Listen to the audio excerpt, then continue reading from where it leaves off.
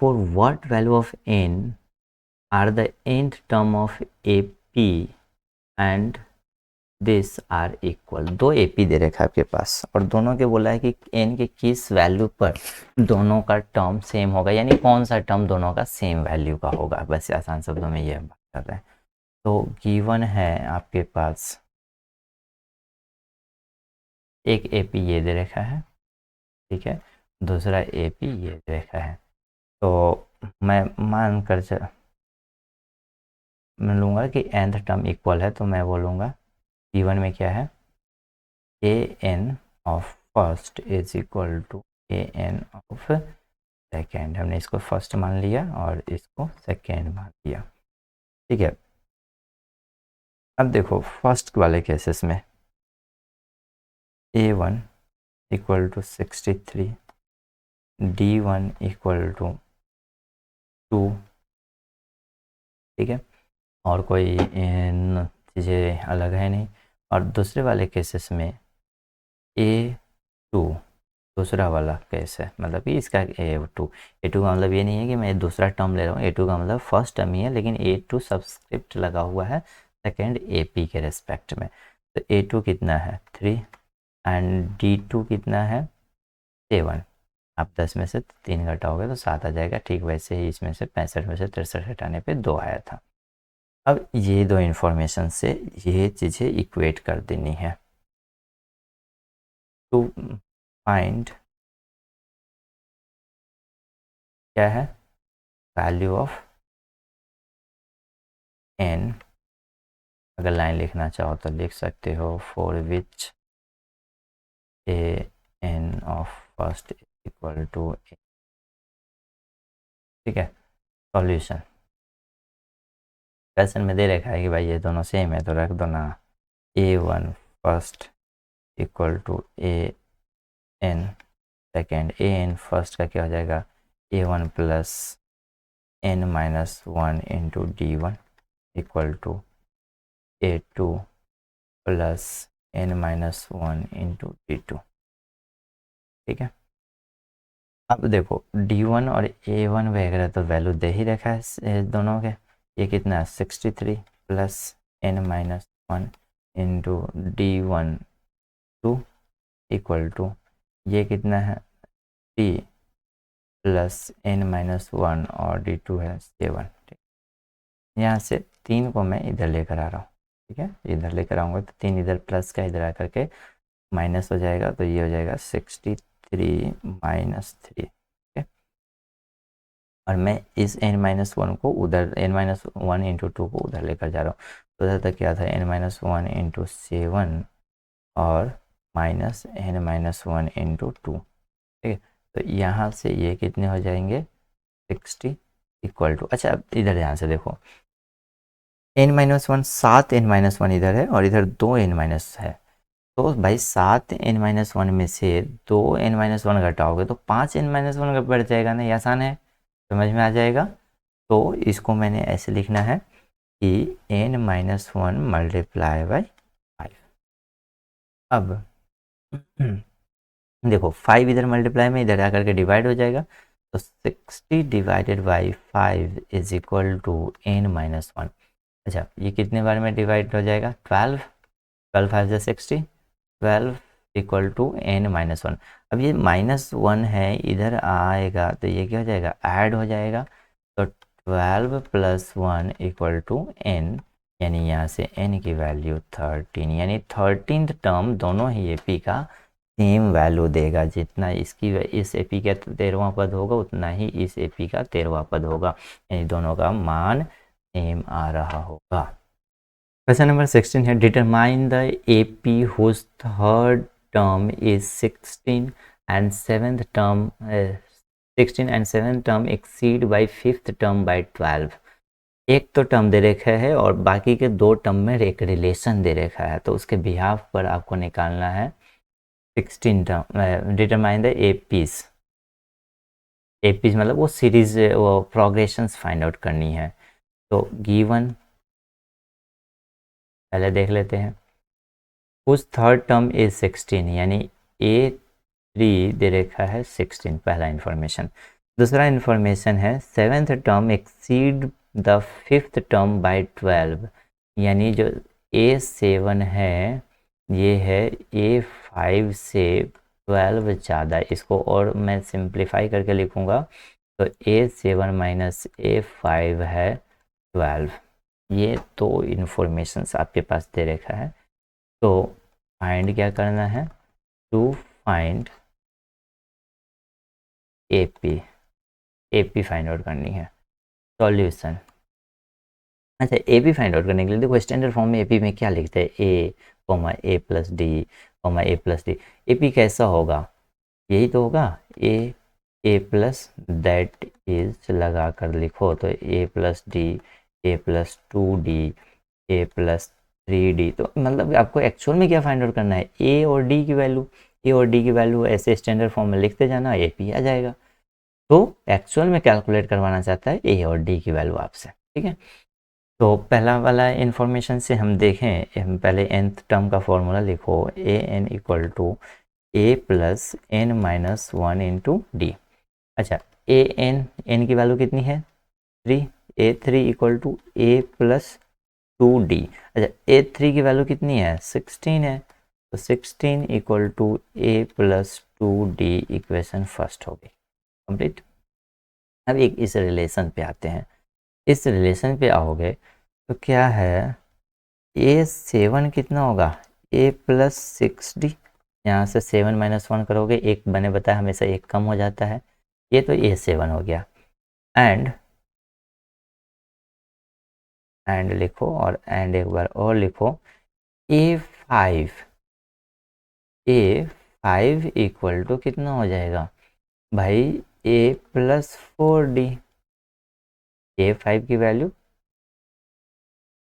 A5 की value, अब देखो यहाँ इस इक्वेशन के हिसाब से अगर उसको अरेंज करें तो क्या होता है, A7 minus A5 equal to A+6D minus A+4D, A+4D। अच्छा इसमें से इसको घटा दिया, इसकी वैल्यू कितनी है हमारे पास गिवन है 12, तो इसके जगह पे हमने 12 पुट कर लिया और A+6D minus A-4D, A cut जाएगा, 6D में से 4D घटेगा, 6D में से 4D घटा दोगे, सब्सट्रैक्ट कर दोगे तो 2D बच जाएगा। तो इसको इधर ऐसे लिखो 12 इक्वल टू 2D, इस 2 को इधर लेकर आओगे तो 12/2 is equal to D। It means what, D is equal to 6, D की वैल्यू आ गई बस। तो मैं इक्वेशन फर्स्ट में मान लो पुट कर देता हूँ यहाँ पे इस इक्वेशन में, तो D की वैल्यू पुट करेंगे 16 is equal to A+2 into d की वैल्यू 6, तो 16 इक्वल टू A+12 और 12 इधर आएगा तो माइनस हो जाएगा, तो यहाँ पे 16 माइनस 12 इक्वल टू A, यहाँ से A की वैल्यू आ गई 4। अब आपके पास A और D है तो क्या ये सीरीज निकाली जा सकती है, AP निकाल सकते हो क्या, बताओ AP क्या हो जाएगा, आपके पास AP निकालना हो तो क्या होगा, पहला टर्म A4, चलो ऐसे लिख लेते हैं स्टैंडर्ड में, पहले A+D, A+2D, A+3D and so on, ठीक है। ए कितना है 4, अब दूसरा टर्म क्या है 4+D, what is the D 6, तीसरा टर्म क्या है 4+2 इंटू डी यानी 6, 2 इंटू 6, नेक्स्ट टर्म है 4+3 इंटू 6 एंड सो ऑन। तो यहाँ से 4 ये हो जाएगा 10, ये कितना ऐड हो रहा है 6 ऐड हो रहा है ना, तो करते जाओ बस लिखते जाओ बस एंड सो ऑन, ये हो जाएगा आपका रिक्वायर्ड AP, यानी ये आपको निकालना, ठीक है।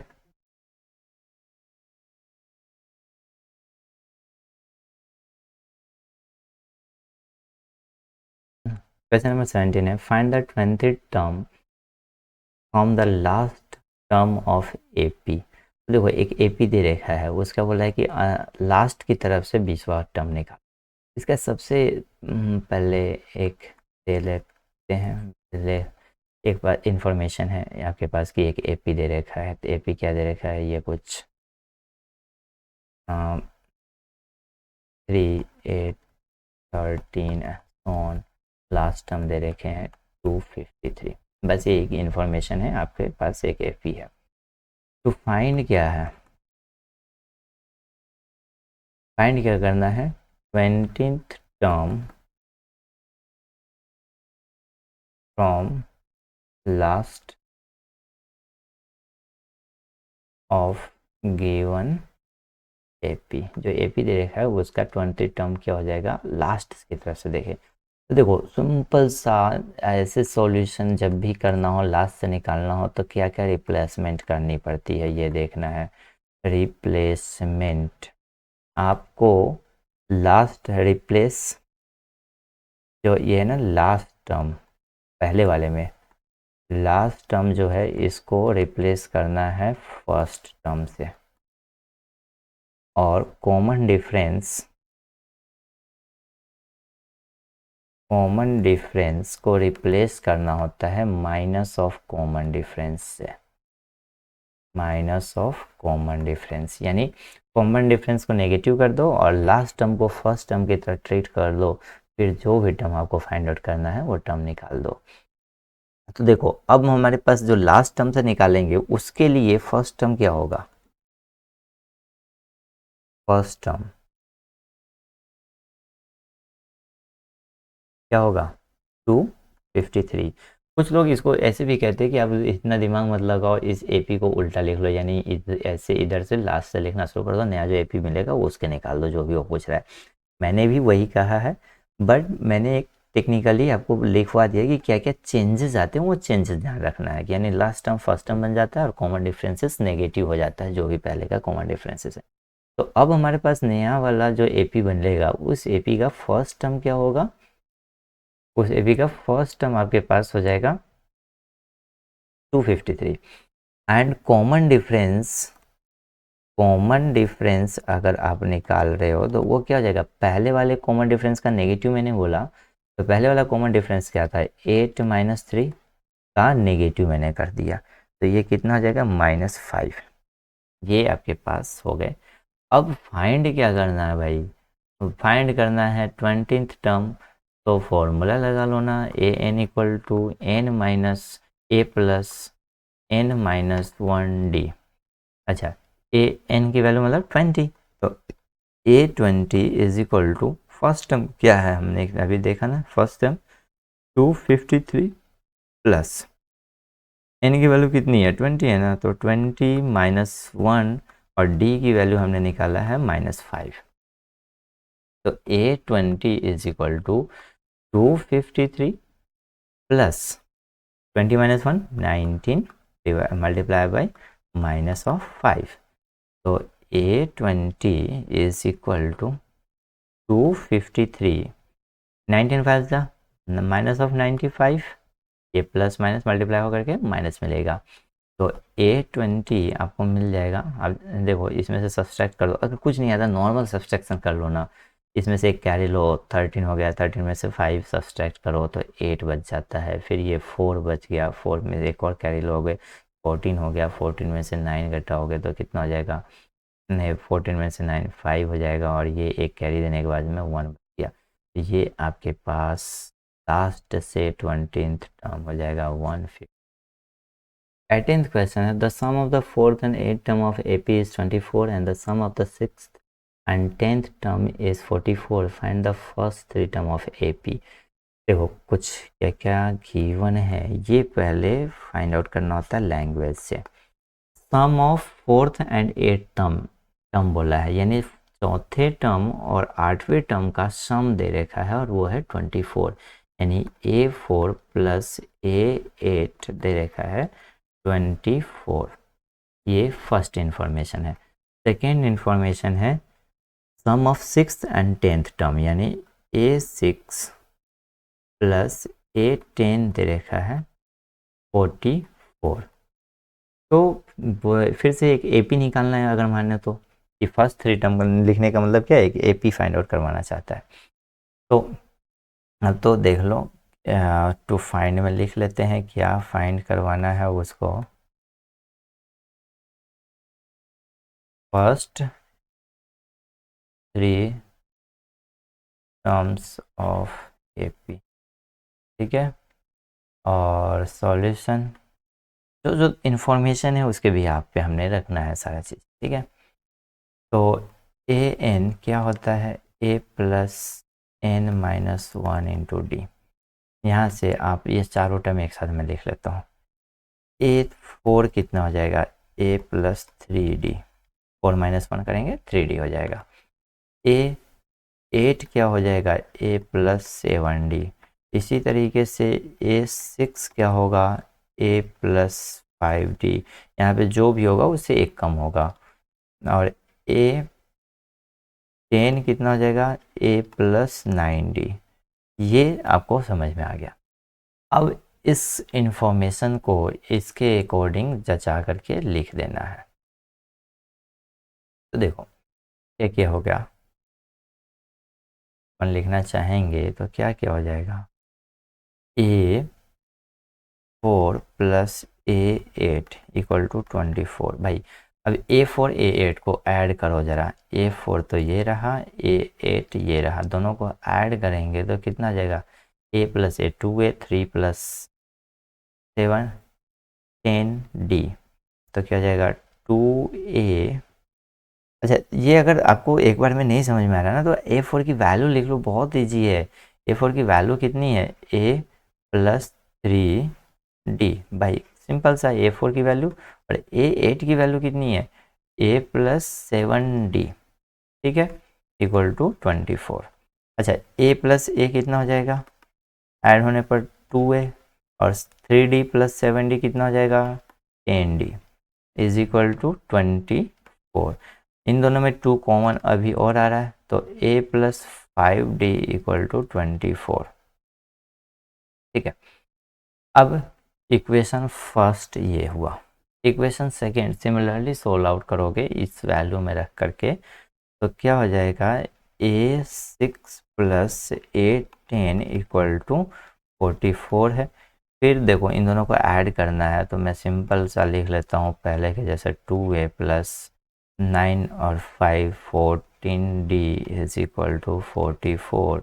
इसमें 2 का और डिवाइड कर देंगे तो A+7D equal to 22। Equation second में, इक्वेशन फर्स्ट इक्वेशन सेकेंड आ गया आपके पास। अब इक्वेशन फर्स्ट और सेकेंड आने के बाद में मैं इन दोनों को सोल्व करके क्या निकाल लूँगा, A और D की वैल्यू निकाल लूँगा। और A और D की वैल्यू आने के बाद में हमारे पास जो गिवन AP निकालना है वो निकल जाएगा। तो मैंने क्या करना है, मैंने equation second minus equation first कर देने हैं। तो भाई A+7D equal to 22 and A+5D equal to, अच्छा ये 24 का हाफ कितना हो जाएगा, 12 हो जाएगा ना, ये मिस प्रिंट है यहाँ पे, सॉरी थोड़ी सी गलती हो गई। तो A+5D इज इक्वल टू 12 है। ये इक्वेशन को सब्सट्रैक्ट करने थे, सब्सट्रैक्ट करना है, ए कट जाएगा। 2D इक्वल टू 10, तो यहाँ से D इक्वल टू 5D की वैल्यू इक्वेशन फर्स्ट में पुट कर देते हो तो आपके पास आ जाएगा A+5 इंटू डी की वैल्यू 5 इक्वल टू 12। तो यहाँ से A की वैल्यू हो जाएगी -30। तो फर्स्ट 3 टर्म क्या हो जाएगा, A+D एंड A+2D। यही तो चाहिए फर्स्ट 3 टर्म। तो A कितना हमने निकाल लिया बताओ, -13। और अगला क्या हो जाएगा, -13 प्लस D। D कितनी है, D कितनी है, D कितनी है, देखो देखो देखो 5।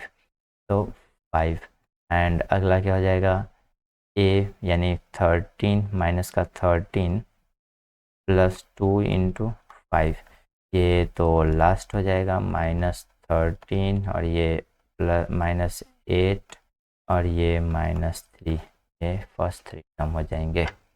19 question. Subba Rao started work in 1995 at an annual salary of 5,000 and received an increment of 200 each year. In which year did his income reach 7,000? Given, फिर से देखो, उसने सब अपना काम करना शुरू किया तो सबसे पहला सैलरी कितनी थी? 5,000 की, ठीक है। फिर लास्ट सैलरी कितनी हो गई, यानी ये फर्स्ट टर्म की तरह ट्रीट हो गया, और लास्ट टर्म कितना हुआ, लास्ट सैलरी कितनी पहुंची? 7,000। और हर साल कितने का इंक्रीमेंट हो रहा है, यानी हर टर्म में कितने का इंक्रीमेंट हो रहा है, ये कॉमन डिफरेंस 200। इतनी इंफॉर्मेशन आपके पास सवाल में दे रखी है। तो पूछा गया भाई टू फाइंड कितने साल में हो जाएगा, यानी वैल्यू वैल्यू ऑफ एन, आपसे एन पूछा है। सॉल्यूशन भाई देखो, nth टर्म का फॉर्मूला लगाओ, a n equal to a plus n minus 1 into d. भाई ए एन तो दे रखा है 7,000 इक्वल टू ए दे रखा है 5,000 प्लस एन तो हमें फाइंड आउट ही करनी है, और डी दे रखा है 200। इस 5,000 को इधर लेकर आओगे तो ये घट जाएंगे, 7,000 minus 5,000 equal to n minus 1 multiply by 200। अच्छा, इसको घटा देंगे तो कितना जाएगा, ये 2,000 बन जाएगा, 7,000 में से 5,000 घटते तो 2,000 बचते, तो ये 200 इधर आकर के डिवाइड हो गया, इक्वल टू n माइनस 1।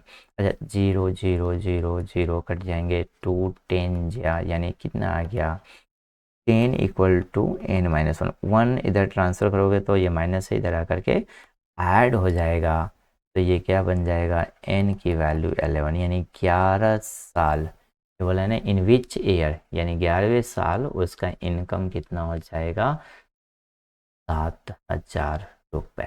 देखा है, राम कली saved RS5 in first week of a year, then increased her weekly saving by 1.75. If in the nth week her weekly saving becomes 20.75, find n। यानी गिवन को extract करो, क्या क्या दे रखा है। फर्स्ट वीक में कितना कर दी सेविंग उसने, फर्स्ट में करीब 5 रुपये का, कितने का, 5 रुपये। अभी मैं यूनिट वगैरह नहीं लिख रहा हूँ, रुपये वगैरह, बस ऐसे देख लेते हैं क्या। अच्छा, इंक्रीमेंट कितना है हर वीक में, डी, तो इंक्रीमेंट क्या है, कॉमन डिफरेंस की तरह ट्रीट होगा, 1.75।